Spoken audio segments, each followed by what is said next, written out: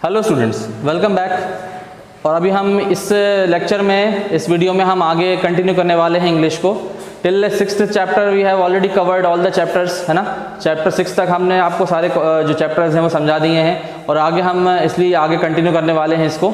और इसमें इस चैप्टर में चैप्टर नंबर 7 जो है report of an adjudged case. Report of an adjudged case, it is a beautiful poem written by William Cowper. William Cowper ने ये जो है पोएम लिखी हुई है, report of an adjudged case. और बहुत छोटी सी पोएम है, शॉर्ट पोएम है। इसको आप ध्यान से समझेंगे तो आपको बिल्कुल समझ में आ जाएगा आसानी से। And even if you will easily understood this poem, अगर आपको समझ में आ जाएगी तो आप आई डोंट केयर, आपको जैसे मान लीजिए आप जो आंसर्स लिख रहे हैं मान लीजिए, तो आपको दिक्कत नहीं जाएगी। Definitely you will be able to write the answers if you will understand this poem. तो आप ध्यान से समझें, इसके बारे में आपको कुछ बता दे रहा हूँ। कुछ कैरेक्टर्स इसके बारे में, पोएम में जो कैरेक्टर्स हैं वो आपको सबसे पहले बता देता हूँ। सबसे पहले 3 कैरेक्टर्स हैं इसमें, नोज, आईज और ईयर, है ना।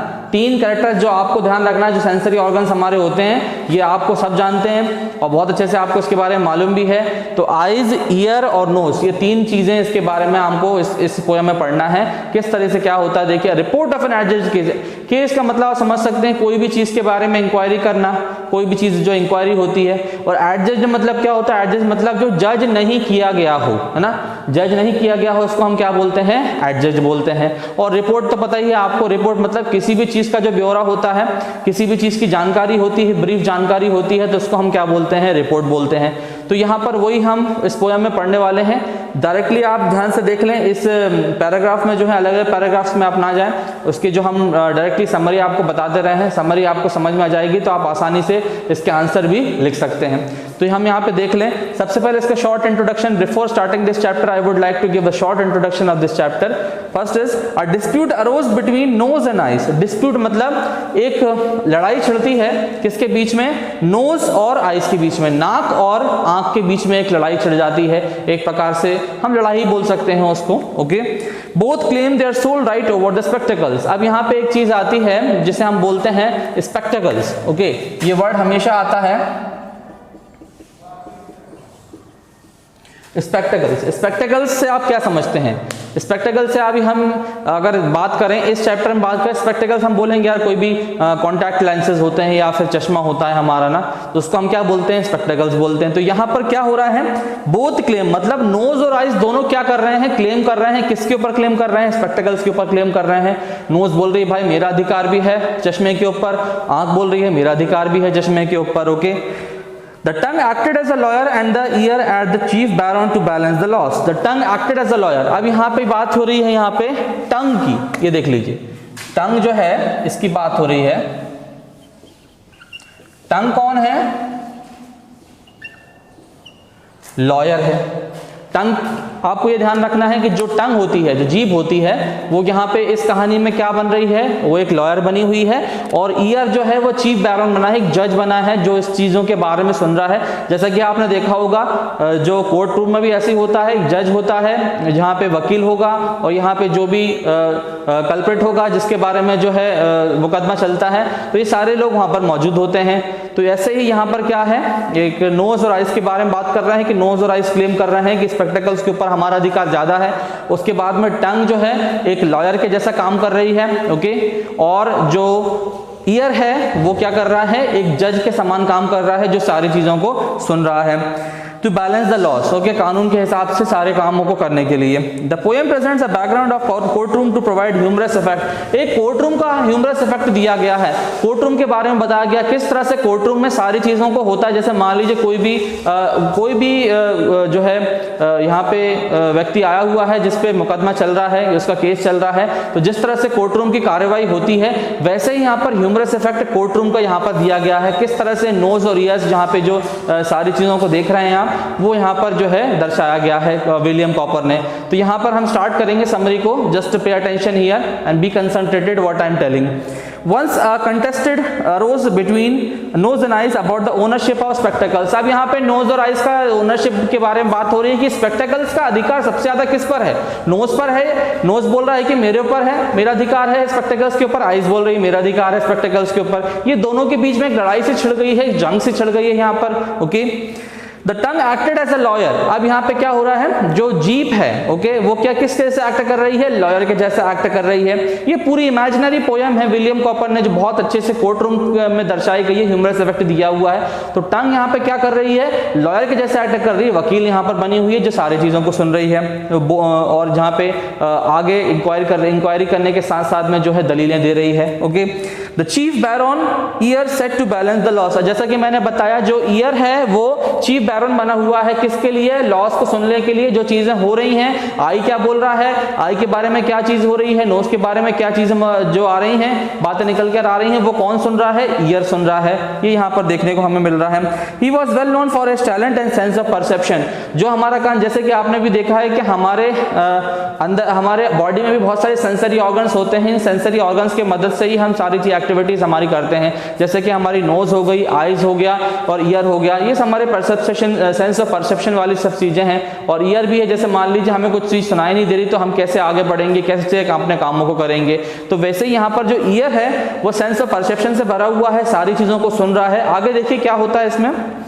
द लॉयर एड्रेस द जज एज माय लॉर्ड। अब लॉयर जो है, जैसे कि आपने देखा है कोर्ट रूम में भी जब लॉयर जो है आता है तो यहाँ पे सबसे पहले वो माय लॉर्ड कहकर पुकारता है, जज को बहुत सारा रिस्पेक्ट देता है। वैसे ही यहाँ पर लॉयर जो है, जो जीभ है, वो ईयर को इज्जत देकर माय लॉर्ड कहकर पुकार रहा है। He said that there is no doubt that the nose had its claim on the spectacle since times immemorial. अब यहाँ पे बोला गया है कि इसमें कोई डाउट नहीं है। ओके, यहाँ पे लॉयर बोलता है। अब यही अकेला लॉयर है, जो जीप है, यही अकेली लॉयर है, ये दोनों की तरफ से बोल रही है, नोज की तरफ से भी बोल रही है और आइज की तरफ से भी बोल रही है। ये हमें देखना है यहाँ पे।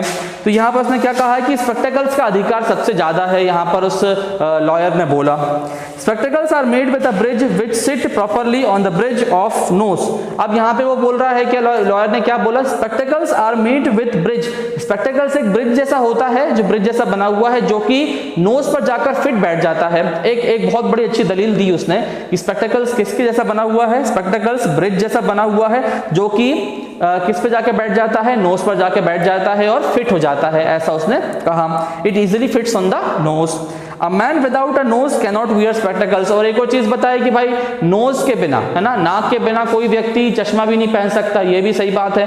चश्मे पे जो नाक होती है, चश्मा जाकर वहां पर फिट हो जाता है। The spectacles easily fits over the nose and even without nose no one can wear this spectacles. Spectacles कोई नहीं पहन सकता, ये भी इस चीज के बारे में बताया। A man without a nose cannot wear spectacles. In a nutshell, the nose and spectacles are meant for each other only. अब यहाँ पे क्या बोला है कि नोज और स्पेक्टेकल्स एक दूसरे के लिए ही बने हुए हैं। ऐसा यहाँ पर वकील ने बताया कि नोज और स्पेक्टेकल जो है वो एक दूसरे के लिए बने हुए हैं, ऐसा उसने दलील दी यहाँ पर, ऐसा उसने एक बहुत बड़ा तर्क यहाँ पर वकील ने बताया। Okay, then the same lawyer मतलब जो टंग है उसने फिर से आइस के लिए प्लीड किया, आइस की तरफ से जो है केस को प्लीड किया। वो क्या किया वो देखते हैं। Then the same lawyer pleaded on the behalf of eyes. His arguments favored in the eyes were judged less wise. The judge seriously gave a judgment in the favor of the nose. अब यहाँ पे जो यहाँ पर lawyer है, lawyer ने जो हमारी टंग है, जो आइस के बारे में बताया कि भाई आइस में भी हम जो है अपना स्पेक्टेकल्स पहनते हैं, वो तर्क को सही तरीके से जज ने नहीं सुना और सुनने के साथ साथ में उसको नकार दिया। और अपना जो फैसला था, जो जजमेंट था, वो सबसे ज्यादा उसको ऐसा लग रहा था कि वो नोज के हक में देने वाला, क्योंकि नोज के हक में बहुत अच्छा उसने यहाँ पर एक चीज बताई थी कि किस तरह से नोज के ऊपर the spectacles easily fits over the nose and no one can wear spectacles with the help of the nose. ये तर्क जो है लॉयर को बहुत अच्छे से लॉयर ने जज के सामने प्रेजेंट किया और जज ने बहुत अच्छे से इसको जो है पसंद किया। He said that eyes should be shut whenever the nose put his spectacles on. अब जैसे कि इसने बोला कि नोज को आइज से दिक्कत है, तो यहाँ पर जज ने क्या बोला कि जैसे ही अगर स्पेक्टेकल्स यहाँ पे आइज के ऊपर लगाया जाता है और नोज के ऊपर लगाया जाता है तो आइज अपने आप बंद हो जाए। ऐसा यहाँ पर एक तर्क उसने दिया है। किसने दिया है तर्क? यहाँ पे लॉयर ने दिया है। लॉयर ने क्या बोला, बता दिया, सारी चीज किया, पर जजमेंट की जो है, जो ईयर ने क्या दिया है जजमेंट, बाद में ईयर ने जजमेंट दिया है कि आइज और नोज की जो लड़ाई थी, आइज और नोज को एक दूसरे से जो प्रॉब्लम थी, तो नोज के ऊपर जब भी स्पेक्टेकल्स आता है तो आइज अपने आप बंद हो जाए। ऐसा जो है जो ईयर ने जो है, जो यहाँ पर एक जो है अपना जजमेंट जो है नोज के फेवर में बताते हुए एक जजमेंट उनका दे दिया। तो आपको ईजिली समझ में आ गया होगा, कोई ज़्यादा बड़ी कहानी नहीं है। इसमें किस तरह से नोज, आइज, ईयर और टंग के बारे में, हमारे सेंस ऑफ परसेप्शन वाले परसेप्शन जो है हमारे सेंसरी ऑर्गन से, उसके बारे में बताया हुआ है। किस तरह से ये दोनों की लड़ाई होती है, किस तरह से कौन लॉयर बनता है और कौन जज बनता है, ये भी मैंने आपको बता दिया है। तो कोई ज़्यादा बड़ा चैप्टर नहीं है, ये छोटी सी पोयम है, ईजिली आप इसको पढ़ सकते हैं। इसमें कुछ क्वेश्चंस हैं जो आते हैं, वो भी मैं आपको बता दे रहा हूँ। ज़्यादा बड़े क्वेश्चंस इसमें से नहीं आते हैं। एक जो है इसमें बताया हुआ, एक एक्सप्लेन जो दिया हुआ है, सेकंड क्वेश्चन है, ये भी अच्छा क्वेश्चन है, और 50 वर्ड्स का भी है, ये भी आप पढ़ लें। What do you understand by the title report of an adjust case, ये भी आप इस क्वेश्चन को पढ़ सकते हैं। तो ध्यान से इस पोयम को पढ़ें और उसके साथ साथ में इस पोयम के आंसर्स लिखने के लिए जो है इस वीडियो को बार बार देखें, स्किप ना करें। Till then keep learning. Thank you.